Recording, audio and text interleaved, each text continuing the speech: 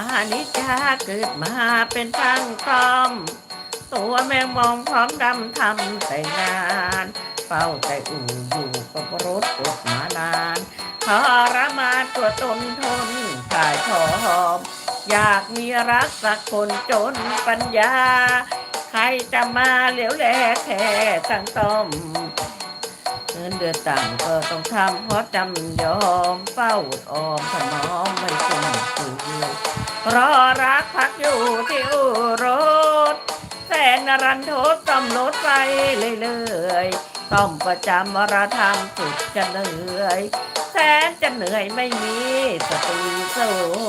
นอานิจจาเกิดมาไม่มีคู่เพราะสาวรู้ว่าเรามันจนเสื้อผ้าเก่าเปื้อนกระเป๋ารถยนต์ก็ต้องทนเป่าอู่อยู่กับ